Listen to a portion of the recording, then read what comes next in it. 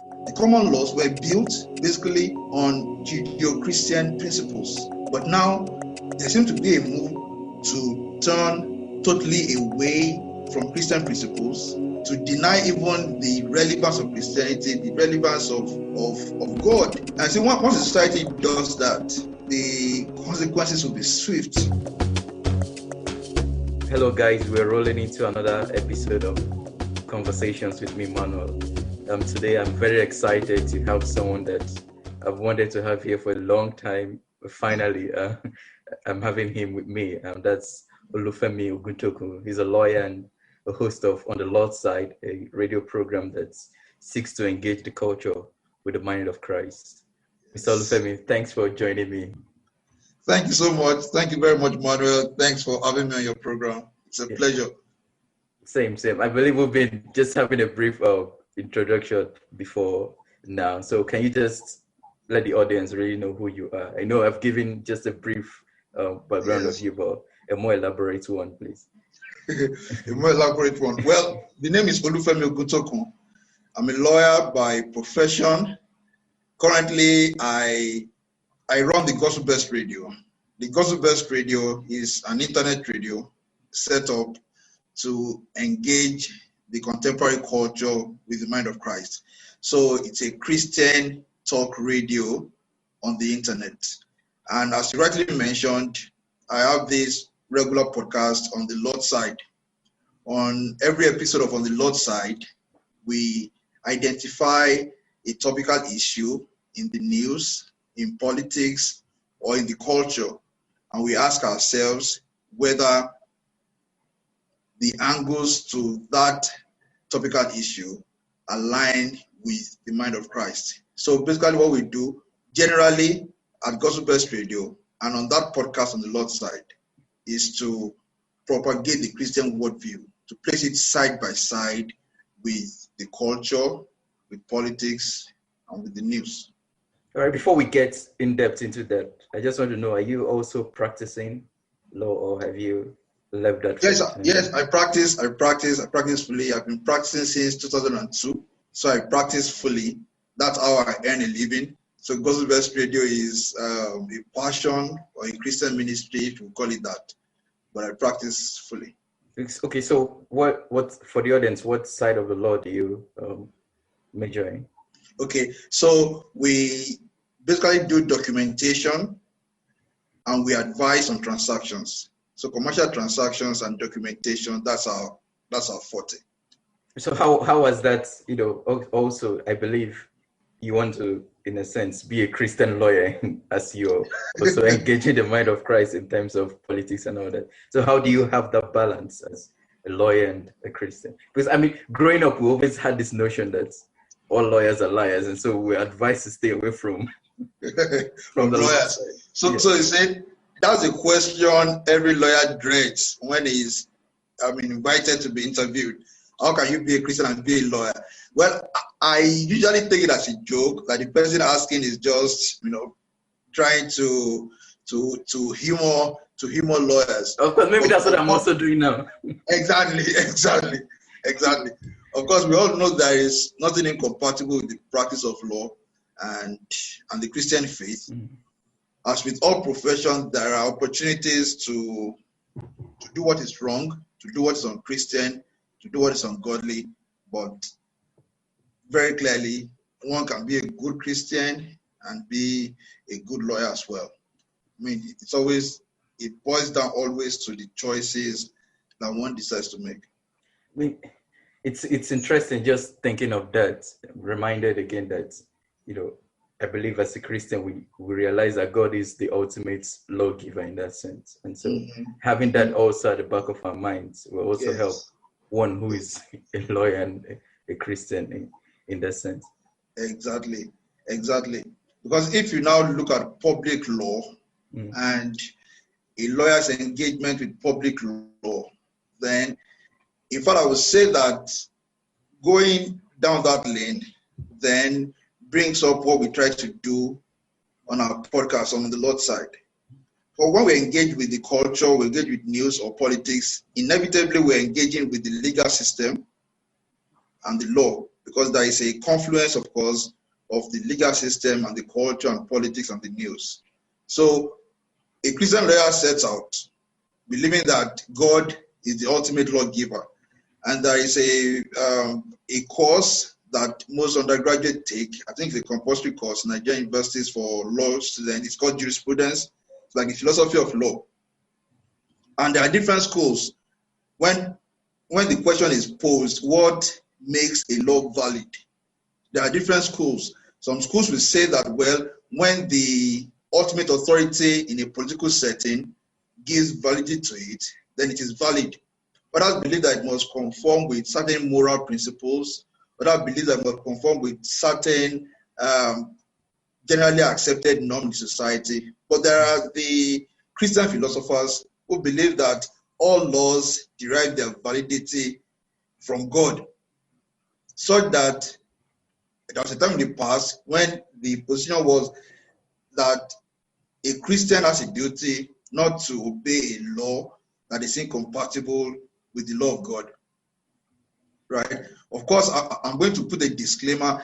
The position of the law is that if a law has been properly passed, then it is binding on society. I'm not advocating for people to evaluate law on their own basis, but I'm just buttressing the point that a Christian, not even a Christian lawyer, must always admit that God is the ultimate lawgiver and that it is from him that all human laws derive validity. So on that point, you're absolutely right. So, I mean, there's always that tension, isn't it? For, let's say, one who, as you said, you're not advocating for people to disregard laws in society, as it were. But for a Christian that sees that a law in the land is directly, against his belief, his faith, I believe the Constitution also gives a room for freedom of religion in that sense.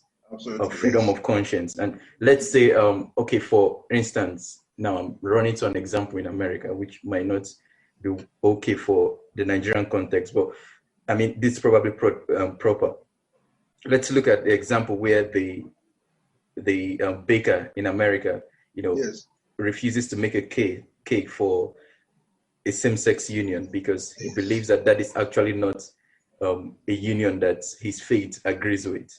So Yes. how do you come down to that? This is the law of the land says this is a union that we approve of. And so you are discriminating, but you still have your faith. You want to hold on to it with the mindset that this is not proper for me, so I can't serve such an occasion. So how do you come down on that? Well, you see, unfortunately, the society in the West and eventually here as well, the society in the West is moving in a post-Christian direction. And if the society is moving that way, then the laws will reflect the direction in which society is moving. And that is why we have in many parts of Europe and in the United States, as you rightly cited, laws that, not to mince words, are incompatible with the Christian worldview. And the question you have posed is, how do we expect a Christian to engage with such laws? Are we to renounce laws that are validly made, though they are incompatible with our Christian worldview?